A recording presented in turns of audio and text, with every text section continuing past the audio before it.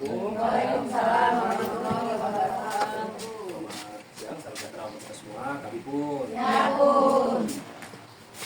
Oke, untuk selanjutnya itu mengenai komunitas belajar yang ada di platform Merdeka Belajar. Yang mana komunitas belajar ini kan merupakan wadah yang memfasilitasi guru. Misal Bapak Ibu ingin menambah wawasan lagi, misal untuk guru kelas nanti bisa bergabung di komunitas belajar guru kelas. Untuk yang penjas, komunitas belajar guru penjas. Begitu pula PAI, Bahasa Lampung, dan Bahasa Inggris. Jadi untuk meningkatkan dari wawasan Bapak Ibu semua. Nah kemudian di situ juga ada fasilitasi dari sumber belajar, baik buku, kemudian juga ada webinar-webinar yang dapat meningkatkan pemahaman. Nah kemudian refleksi awal, jikalau ingin mengaktifkan dari komunitas belajar, khususnya di sekolah kita, yaitu adalah evaluasi. Nah di sini yang menjadi keperluan dari Bapak Ibu guru itu apa yang mau ditingkatkan? Contoh di sini evaluasi diri, yaitu kebutuhan, kompetensi, perangkat ajar misalkan. Kemudian pemetaan kebutuhan. Nah kebutuhannya yang ingin kita petakan kelas berapa di sini, misalnya guru kelas tinggi ataupun kelas rendah. Kemudian identifikasi kelebihannya dan kemudian baru tujuan dari komunitas belajar yang ingin diselenggarakan. Dan untuk perencanaan di sini yang pertama ada pemilihan tema. Nah ini tema yang perlu ditentukan adalah tema ketika ingin membuat komunitas belajar itu diaktifkan. Contoh ingin buat webinar, kemudian ingin berbagi praktik baik. Nah itu tema yang pertama ditentukan. Setelah tema ditentukan, baru kita membuat di situ tim untuk di bagian kompetensi yang akan dilaksanakan. Selanjutnya baru penjadwalan kegiatan. Misal kalau 32 JP berarti 3 hari, kalau misalkan 4 JP bisa 1 hari.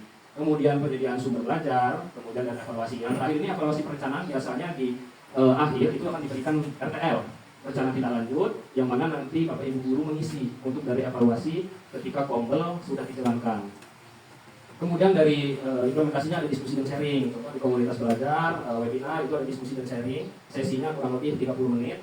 Baru praktik langsung. Nah, cuma kalau untuk praktik langsung ketika di webinar mungkin simulasi dari pemateri. Kalau praktik langsung seperti ini dipraktikkan di kelas. Misalkan membuat praktik baik di kelas 4. Nah, itu video guru sedang melaksanakan praktik baik. Misalkan memberikan pembelajaran berefisiensi kepada siswa.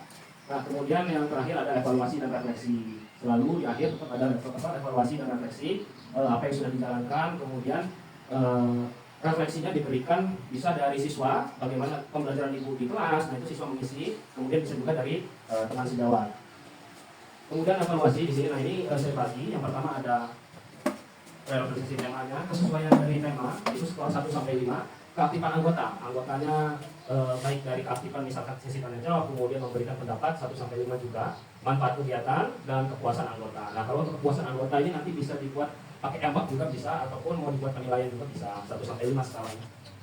Nah kemudian untuk tujuan kombel yang pertama ada meningkatkan kompetensi, yang mana guru diharapkan mampu menerapkan pembelajaran khususnya di kurikulum merdeka dan metode pembelajaran yang inovatif.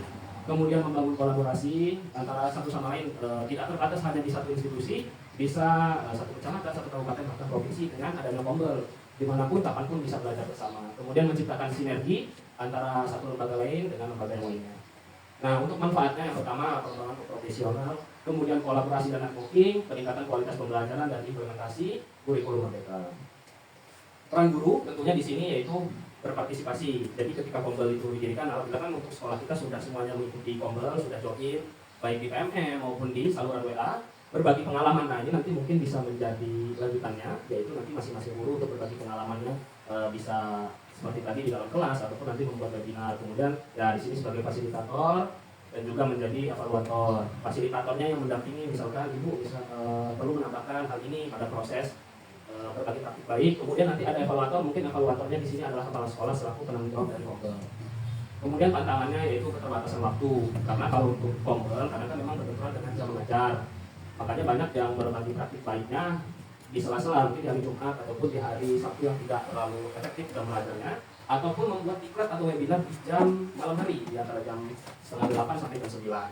Kemudiannya kurangnya dukungan ini sepertinya di sekolah kita aman, tidak ada. Yang mana kalau memang kurangnya dukungan ya tentunya dari penanggung jawab yang tidak, karena kan ketika menjalankan kegiatan kombel tentu di situ perlu ada mungkin biaya, karena perlu waktu dan tenaga juga harus dipikirkan. Kemudian perbedaan kompetensi sepertinya untuk hal ini tidak, karena saling diharapkan setiap komunitas belajar kan saling mensupport dari masing-masing gurunya. Jadi perbedaan kompetensi mungkin bisa diminimalisir. Kemudian akses teknologi, nah ini menjadi salah satu yang mana ketika sekolah itu tidak ada akses teknologi, misalkan wifi ataupun apa, itu menjadi hambatan juga ketika memang mau aksi nyata di dalam kelas seperti diferensiasi tadi. Nah, mungkin bisa diatasinya dengan di luar jam sekolah, di rumah, dengan Zoom ataupun dengan Google Meet. Kemudian solusinya, fleksibilitasnya tadi bisa menyesuaikan kapan Bapak Ibu guru sedang untuk mengikuti kegiatan komunitas belajar, kemudian pengembangan fasilitas, pembinaan, dan kolaborasi dukungan. Nah, kesimpulannya, komunitas belajar ini sangat penting, yang mana untuk saling mendukung dan juga berbagi pengetahuan untuk mencapai hasil belajar yang bermakna. Dan juga harapannya komunitas belajar berkembang dan bermanfaat khususnya bagi pendidik maupun peserta didik dan dapat diakses dari manapun dan kapanpun. Mungkin demikian yang dapat saya sampaikan untuk penerapan komunitas belajar di platform Merdeka Belajar. Kurang lebihnya saya mohon maaf. Saya akhiri wabillahi taufiq wal hidayah. Assalamualaikum warahmatullahi wabarakatuh. Waalaikumsalam warahmatullahi wabarakatuh.